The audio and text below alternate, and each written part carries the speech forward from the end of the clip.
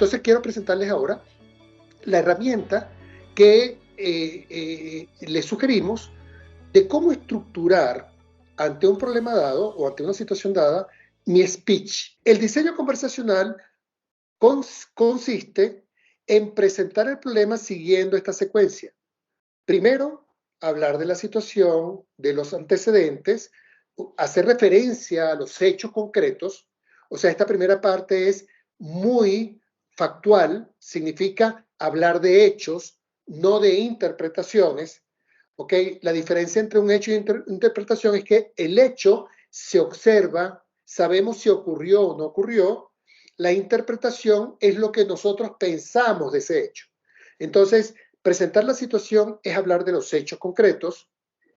Luego, presentar el problema con claridad, entendiendo que el problema es todo aquello que nos impide pasar de una situación inicial a una situación deseada. ¿Cuál es el obstáculo que tenemos que superar? Entonces, cuando vemos el problema como obstáculo a superar, entonces lo podemos definir con claridad. En tercer lugar, hablar del impacto que tiene ese problema sobre la organización, sobre los equipos de trabajo, sobre el proyecto y sobre mí. Pero fíjense ustedes que el impacto sobre mí lo coloco no en la dimensión más relevante, sino que trato de hablar del impacto que tiene en su conjunto, no solamente sobre mí, sino sobre la organización, sobre el proyecto, etc. Y finalmente cierro con posibles soluciones o competición. Entonces, voy a profundizar un poquito sobre por qué razón este diseño es importante. ¿En dónde está el valor de este diseño? Bueno, el valor de este diseño tiene que ver con la manera como nosotros conectamos con el otro. Recuerden que lo que estamos buscando es que el otro empatice con tu posición. No estoy diciendo que simpatice, no estoy diciendo que esté de acuerdo contigo, estoy diciendo que entienda tu punto de vista, que comprenda de dónde surge tu posición. ¿Ok? Y hay dos razones por las cuales es importante buscar la conexión.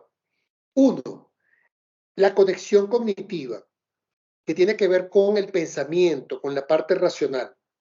Dos, la conexión emocional, que tiene que ver con cómo lo que tú me vas a decir a mí hace que yo me sienta, esté dispuesto a escucharte o de entrada salga a defenderme. ¿Ok? Entonces, ¿qué ocurre generalmente cuando yo presento un problema? Cuando yo presento un problema, generalmente arranco por el impacto. Arranco diciendo qué es lo que me duele, por qué estoy frustrado, por qué estoy impactado. ¿Qué consigo con eso? ¿Saben lo que consigo con eso?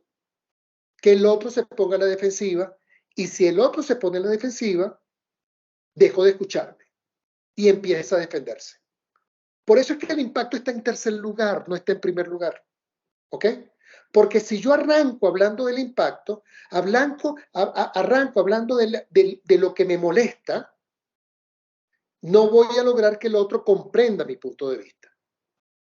Entonces, primero, tengo que lograr que cuando presente la situación, el problema, no genere resistencia en el otro a escucharme a mí. El segundo tema es que desde el punto de vista cognitivo y racional, no debo dar por hecho que el otro sabe lo que yo sé.